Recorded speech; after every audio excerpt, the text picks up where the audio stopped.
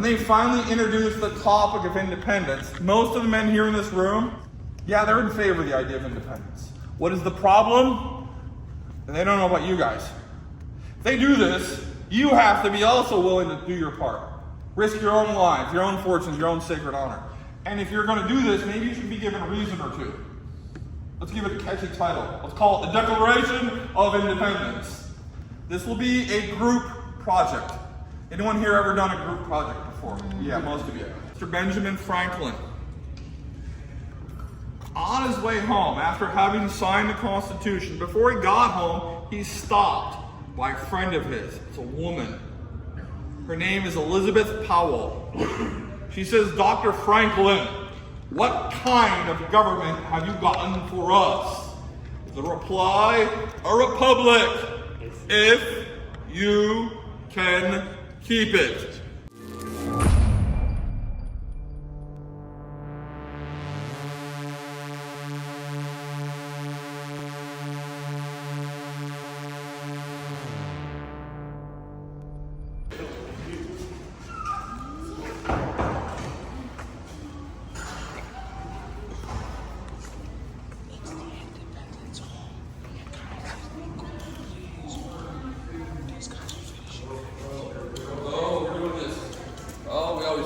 Excuse me, pardon me, excuse me. Come much closer. Okay, guys, much closer. We're filling all this nice lovely space we have here. Alright, no one should be standing out there on the brick. Alright, guys. Welcome to Independence Hall, folks. Welcome to a building. Let's all be honest with ourselves. Why do we know this place? They signed stuff here, didn't they? Something called the Declaration of Independence, something called the United States Constitution. Does these ring a bell? Yes? All that signing took place in the room over there. Don't worry, we're going to get over there. You walk into a building that we only know for one reason, but it's not why they built her. This is the Pennsylvania State House, folks. Construction began the same year George Washington was born. In 1732, they started building the building. Okay? And the reason outside, I kind of laid on the rules pretty thick about preservation is not because I like to give you rules, guys. It's because so much of the building is still the original building. Let me give you some numbers. 90% of the bricks are still the original bricks. Come on the inside here, 60, maybe as much as 70% of the woodwork is still that original stuff, which is why I have to be careful. Now the railing up front, this is fine, guys. All right? But thank you so much for being as careful as you are, all right? I appreciate it. Now on to the matter at hand. If this isn't where they signed it, what is it? It's a courtroom. But I bet most of you figure that out just by looking at it. It has that feel of a courtroom. It's a colonial courtroom originally, and it's a state courtroom. But look around the room, and I'm sure most of you, can you figure out where everyone is supposed to be if this was a trial happening right now? Yeah, pretty much most of the layout looks very familiar, doesn't it? But I'm not asking if you consider where you're all standing. You're the public. You're standing where the public stood 250 years ago. Local Philadelphians coming into the building like you all did. One of the things they were here for was, let's face it, let's be honest, a little bit of entertainment. They wanted to see who was on trial, who was in trouble. Let's be honest with ourselves, guys. Have we changed all that much in the last 250 years? We don't mind seeing someone else in a little bit of trouble, right? As long as it's not us. But you all being here are part of the process. Heaven forbid, imagine any one of you accused of a crime. Would you want to be tried in secret? Probably not. The public being here helps to ensure usually the process is fair. See the public, the judges, yeah, that's pretty obvious. Witnesses will be over here. Who decides usually guilt or innocence? Yeah, the juries, right? Yeah, they're sitting over here. Is there anything in this room, though, that seems out of place? Yeah, I know. A lot of people want to know about this thing here. What is this? As I get suddenly taller. It's for the accused. Thank you, young man. Yes, it's not quite a jail, buddy. The jails would have been further back. This is where the accused stands trial. For those of you who've heard that term before, back in the day when they said stand, yes, they did make you stand. Now I know, standing in this, to you all, I'm guessing, I apologize if I'm misrepresenting you, that I look a little bit more guilty than innocent. I know, but the rules of the time are same as the rules today. In theory, anyone who steps in to be tried is innocent till the jury finds you guilty, even in something like this. So I give those folks a lot of credit. The reason I'm mentioning all this stuff is because despite what your teachers may have told you, there is more to it than taxes and representation. If you do not believe me, I have an unimpeachable source for you. It's called the Declaration of Independence. I know you've heard of it, but have you ever sat down and read it? If you ever do, I'm not asking you to read a lot. You know how long the Declaration is? It's 1 page. If you work your way through it, you will find 27 separate reasons included as to why they fought. Check it out. I think I'll complete the story for you.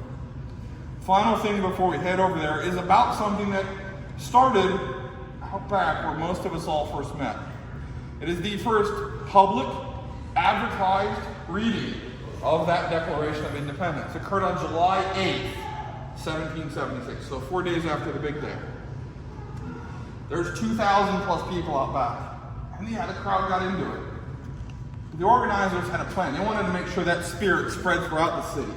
So they told a lot of the local militia that showed up, here's what you do. As soon as I'm done reading, storm the building.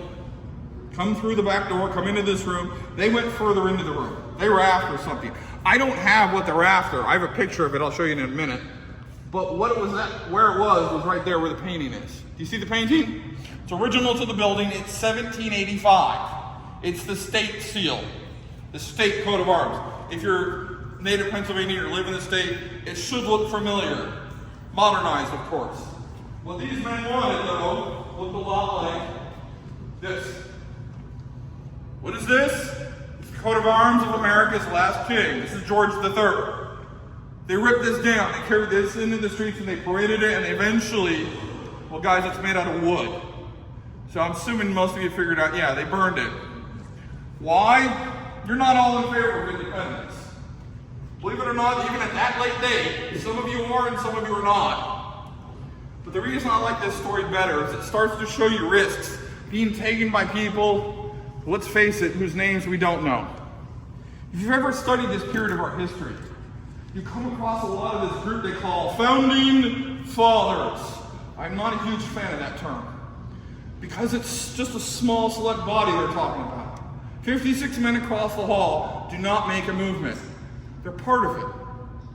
They declare independence, so what if the 2.5 million of us outside that room aren't willing to follow? Risks had to be taken by all sorts of different people, both men and women. People of color were also included in this guidance, okay? Treason was committed by many people. So stop stopping with a founding father set. Go bigger. It's a founding generation. Because it includes all sorts of different people. People that, might look like us. Like have our background. Make sense, guys? Kind of bring it home a little bit and go, yeah. Even though I don't have a relative who was in the room, I might have a relative who was fighting in the Army, serving in the Navy, doing their part in whatever way. Make sense? Let's go across the hall. Just for 1 second here, fellas. If you can pardon me. Yep. And then, in this room of all rooms, I'm going to get out of the way for a minute. Sliner's Hole. Sliner's Hole. Guys, keep piling in. I feel like we should go stand there for a little bit, right? You're seeing something, all right? As you walk, guys, this is a chance to take photos, okay, without me in them. All right, in this room of all rooms, I want you to get a picture.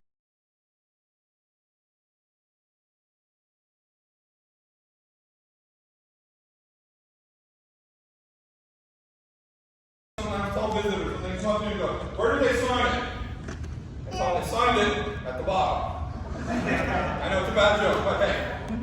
Remember, the room itself is not built to be a signing room. It's built to be a state legislature. Pennsylvania back in the day had a one-house legislature. The National Park Service, that's who I work for. We've done our best to restore the room, give you the feel As if these men were here, what do you think, like 5 minutes ago? Now, is this room perfect? No. Will it ever be? Short of one of you inventing time travel, probably one of my 2 youngest colleagues here have got the best shot, it's never going to be perfect. But what do we have here? If you count, we do have 13 tables. I'm guessing most of you know why we have 13 tables. It represents the 13 original colonies. This meeting here in Philadelphia is the first time all 13 ever met. And yes, when they walked through that doorway like you all just did, they knew that fighting had occurred. They knew that Lexington and Concord had happened. What they didn't know, though, is what did it mean? We're 250 years in the future, folks. We know when those shots were fired, a war started that created a country called, well, our country. But they don't know that. And they will argue about the decision for about a year. When they finally introduced the topic of independence, most of the men here in this room, yeah, they're in favor of the idea of independence. What is the problem? And they don't know about you guys. If they do this, you have to be also willing to do your part. Risk your own lives, your own fortunes, your own sacred honor. And if you're going to do this, maybe you should be given a reason or two. Let's give it a catchy title. Let's call it the Declaration of Independence. This will be a group project. Anyone here ever done a group project before? Yeah, most of you. Yeah, what usually happens? One person does most of the work, right?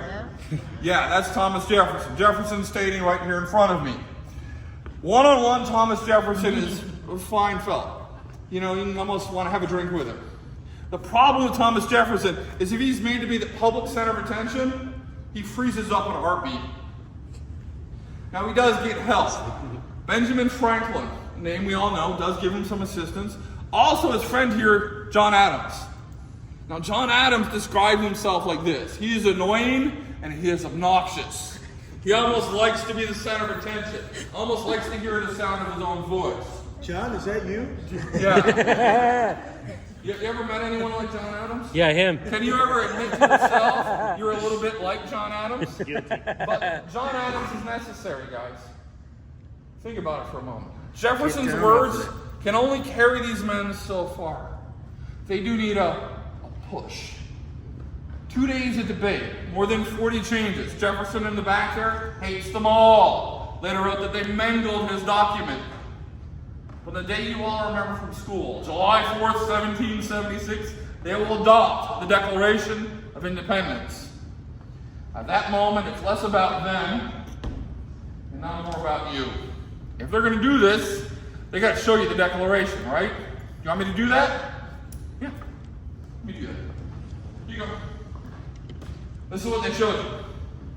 This is how the Declaration of Independence appeared to you and I. It is a little disappointing at first. I think so, at least, because it's a printed document. I, just like you all, grew up learning about one version and one version alone. The one with the signatures. But this is how we saw it. Okay? It's a printed broadside, or it's in the newspapers. For those of you who know what a newspaper is. There is that list of reasons why I told you. Because the young lady may have her own reasons for joining the cause. My young friend over here might have his own. You may have different ones in the back, maybe a little bit different. I'm actually pretty good. I don't really have any strong red coats in this room.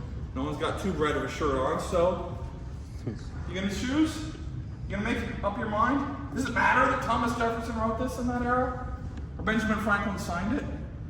You gotta have a bigger reason than that to potentially risk your life, I would think. The version you know better, the signed copy, yeah, it's signed here in this room. But it's not signed until August 2nd. But I think it's the words that matter a little bit more than just the names at the bottom. How many people could read in the population? Actually a lot, more than you think. Yeah, there's pretty decent literacy rate. Because now it's printed, spread, wide and far. And we still have a war to fight. Last time I checked, don't we? The British didn't hear of the Declaration and say, apologies, we'll leave now. How do we do fighting? Not very well. The army under George Washington loses more often than it wins. At one point lost the city of Philadelphia. The room where you're standing was a barracks at one point for British troops. At your feet would have been sleeping British soldiers. Where is George Washington and the army? Valley Forge. Let's consider them for a moment out there. It's a little bit different than the way I remember learning about them when I went to school. For one thing, it's not all men. Ladies, you are there in surprising numbers, either in a supporting role, or we know about some women who disguise themselves so they look like men so they can fight the ranks. You have African Americans, both the free and the enslaved out there. You have Native Americans from at least a couple of different nations I'm aware of. This is probably the most integrated American army to like Korea or Vietnam.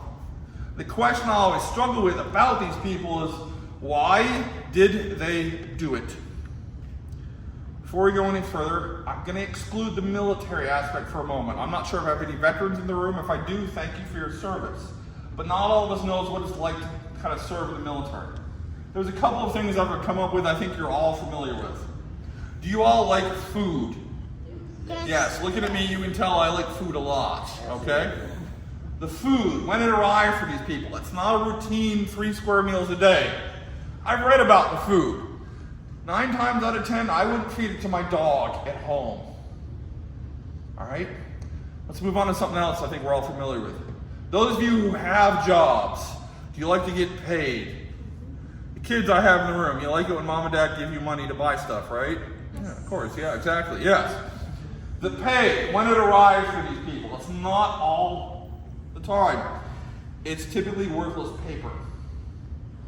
So again, ask yourself, if you know anything about Valley Forge, hard, cold, miserable encampment, if you can just contemplate losing more battles than you win, poor food, rotten pay, why did they do it? Why not just go home, find some corner of this earth where there's nothing going on and just live out your life? I'm not sure why they did it. I'm just glad that they did. But it's not until 1783 that the British pull out, we're not on our own, woohoo. Now what? After all these years of fighting and organizing, are we a country? Are we one people? Yes. Articles of Confederation. Articles of Confederation. Hold on, before we get ahead of ourselves. The states have no common currency. You're not all here from the Philadelphia region, are you? Have you crossed the state border or two in your lives? Would you want to worry about changing the money every time you went to a new state? The states don't have a common court system to handle disputes. Maryland and Virginia are fighting over who owns the Potomac River. Connecticut claims most of northern Pennsylvania and it wants its territory. They're only close to a shooting war. Under that Articles of Confederation, the Congress that did exist, if it wanted to pass a budget or a tax bill, it needed every single state to agree. If one state said no, it blocked it, had to start all over again. At that time, under those rules, it led to chaos. Meeting here in Philadelphia was not meant to write a brand new constitution. It was meant to fix the Articles of Confederation. But it is a controversial meeting. One of the states, Rhode Island, will not attend. New Hampshire will be late. New York, most of them will leave early. And if we know our history, yes, this meeting here in that summer of '87 was by and large secret. Because they're about to exceed their authority. They're about to scrap the Articles and start all over. How do you balance big states versus small states? I know what they did. I think we all know what they did. They compromised. But let me challenge you. How easy is it for you to compromise? What are you doing when you're done with me? Do you get a vote? Do you get a say? Or are you traveling with someone who's going to tell you where you go and what you do next? Kids, you guys know about this, right? You're not in charge. Mom and dad tell you where to go, right? Yeah. I've learned about that since I got married. I have to compromise with my wife all the time. Do you guys like to compromise? I don't know, not really. I don't. I have to, but sometimes I want to do what I want to do. But I have to learn to compromise. These men are no different. No one walked away happy, but they did what they could do. But what about a head of state? What about a president of the United States? We know of jobs, someone elected every 4 years, and since FDR, you get 2 elected terms.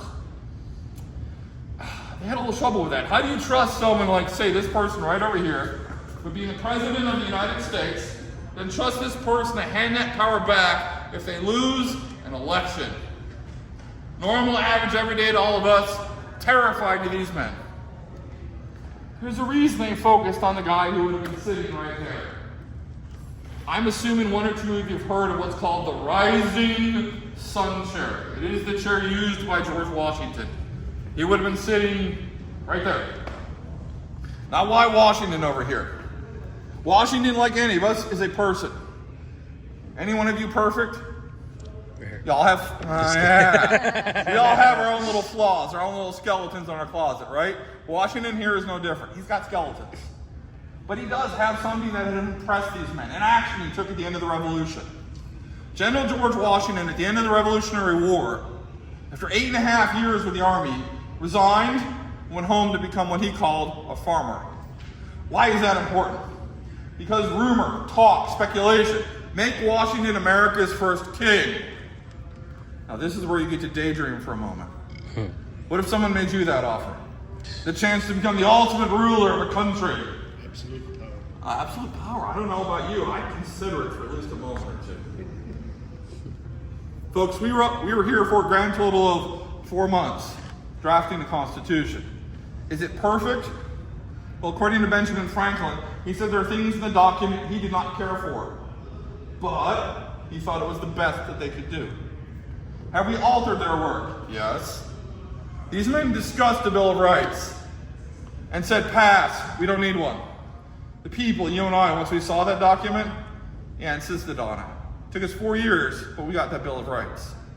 They discussed slavery and then punted. Took us what, almost 80 years? A bloody civil war? The 13th, 14th, and 15th Amendments to our Constitution to begin to correct those wrongs. Now let's not forget, I think they forgot about, skipped over, didn't mention half the population. Ladies, please tell me you know I'm talking about you. Yeah, you guys, what, it's 133 years before you guys get to vote? To wrap all this up, to do my best to put a neat little bow on it, I'm going to rely on the oldest man in the room here, Mr. Benjamin Franklin. On his way home, after having signed the Constitution, before he got home, he stopped by a friend of his. It's a woman. Her name is Elizabeth Powell. She says, Dr. Franklin, what kind of government have you gotten for us? The reply, a republic, if you can keep it. You. He didn't say if we, he said if you. The men who met in those rooms 200 odd plus years ago gave us all a push in the direction they thought appropriate. What we do with it, how we treat it, is it up to these men? Or is it in our hands? We the people. Before I let you go, one last little thing, guys. And I've shared 2 stories with you. Declaration, Constitution, they're fairly important stories. But believe it or not, that's not where history began and ended with this building. Not sure if you're aware, but 2 presidents have laid it state in the room I'm standing, including one who's got a plaque out front. I'm not talking about John F. Kennedy. Abraham Lincoln gave a speech here right before the start of the Civil War, saying he'd rather be assassinated on the spot than see our nation broken apart. I think most of us know what happened to Abraham Lincoln. His body on his way home to be buried stopped again here in Philadelphia. More than 100,000 Philadelphians came through this room to pay their respects to that man who had done so much. On the way out of the building, once you step out into the courtyard, taking your minds back to July 4th, 1876, the 100th anniversary of the Declaration of Independence, the official government celebration is crashed by a woman named Susan B. Anthony. She's here protesting that it's been 100 years and women are still treated differently. The reason for these 2 little additions is I do not have the time, I'm guessing you do not have the patience to have me go through every single little bit of history that has occurred in this building. You have the opportunity, dare I say the obligation, to do a little exploration on your own.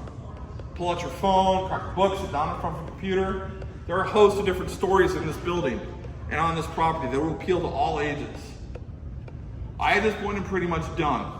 If you have questions, I will handle them at the back door. Before I fully let you go, I want to thank y'all. You guys have been wonderful. I appreciate y'all coming. I hope you're enjoying it, learn a little something. Thank you. And have a good day. We're all done. Awesome. I do have a question outside. Thank you. Oh, thank you for the applause. I like that. Oh yeah. Okay, not here, but I couldn't tell. I have an amazing question for you outside. Okay. We're gonna take a quick picture and then we're gonna be out there.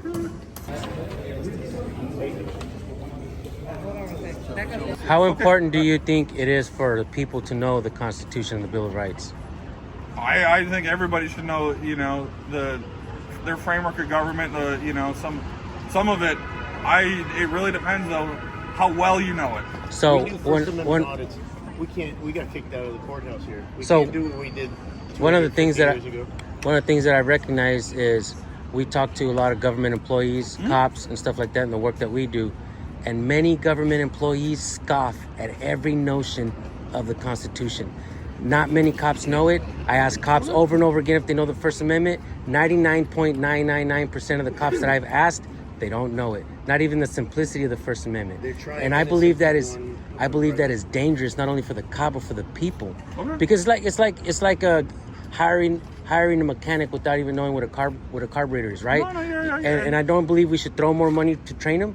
They should actually know it before they even apply for the job. At least the simplicity of the Bill of Rights, right? And I've been learning this stuff myself and knowing, the Ninth Amendment, just certain different things. And, certain things are not enumerated within the first 8 amendments and stuff like that. Yeah, Meaning we may have, yeah, we may have rights that may not been discussed yet, right? Stuff like that. So it's kind of, and this is why we all have channels, and our channels all blew up on YouTube and stuff like that. But we're uncovering these patterns, and I wish everybody would have heard this question because people need to really truly understand. A lot of people are actually going to watch this. So you've been amazing, by the way. I appreciate that. Yeah, Thank heck yeah. You read the comments when you get a chance. I'll give you my card. Okay. They're gonna love you. But yeah, man, I feel like it's important for actually cops to really know what we do. I get you. And Totally. it's almost disheartening to see that many cops scoff at the notion, like I said, of the Constitution, of the amendments, and we ask them, and I get you there. it's pretty disturbing to say the least. I understand completely. Oh, that's even Yeah. better. Have a good day, sir. You're amazing, man. Thank you. Question. How do you many times do you think it's replaced and remodeled? Because shit, This has not really changed in 50 years. both sides. Both sides. We rehabbed it in time for the bicentennial in 1976. Remember it differently. Yeah, no. I totally get that. I visited sites before. I remember seeing it when I was a little kid. I'm like, it's not the way it's supposed to be. It's not exactly. But things suddenly look smaller that used or bigger when began because it's all the That's perspective. interesting. Well, did they? We were not allowed to go into the courthouse today. What courthouse are you talking Where about? was it? The regular. The Juanita kids stuff. That's Yeah, city. it's not his thing. Or that I'm. He's yeah. federal. He's federal. I'm part- federal. No, I'm not saying No. you. Yeah, no. I get you. I get But you. it's your point is that would you want to be tried in secret? People are being tried in secret. We met some documentarians who work with the Innocence Project Okay. to get people who have been wrongly convicted Okay. out of there. It just happens so much because some people abuse their power. They treat that badge like a crown. They treat that bench like a crown. And no more kings. Right? Yeah, you no, gotta I bring agree. back that Schoolhouse Rock. No more kings. I remember those. But they don't play that one anymore. Ah. All you hear is 3 is a magic number. Yeah, I you get don't hear you. no more kings anymore. I'm gonna have to go search it on YouTube. You So- have, no, I yeah. had to, but because I'm teaching my kids right. But Okay, I had yeah. to scour to find out. All right, I appreciate it. Thank you Did, so did much. Benjamin Franklin eat Philly cheesesteaks? What's the best Philly cheesesteak spot in town? Subscribe to my channel. I'm a government employee. As a federal employee, I'm not allowed to recommend restaurants. Okay, It's a big okay. thing with us. All right. I will give it a look. Thank you, I'll brother. give it a look. Yeah. Do you know anything about the history of cheesecakes? I do not. Cheesesteaks? No. Cheesecakes? Cheesesteaks? I'm originally from upstate New York, so I'm not as familiar with it as Syracuse. We have a friend at Erie County. Another one. Yeah. I went to school in Buffalo. Right on. Yeah. Okay. Heck yeah. Another one. Have you ever heard of Andrew Camerata? He's in Socrates. I know the location. I don't know the name. She said the bathroom. Is that over here? Is that the restroom over here? Where's the bathroom? Can you stop this way? Because I'm Thank you, sir. I'm just looking for the bathroom. Yep. Hey, is the bathroom over here? Somebody went over this way for a bathroom. You know, the nearest. Visitor Center is a block north of here. That's All the right. closest big set of bathrooms. What's this building over here? That is Congress Hall. That has a separate tour. It was the Capitol building in the 1790s. And the little one right there, that is kind of a document walkthrough exhibit. Okay. Okay, but that one, you got the last tour of that goes in about 5-6 minutes. All right. You don't need a ticket for it too. Oh, cool. Okay? Thank you. Yep.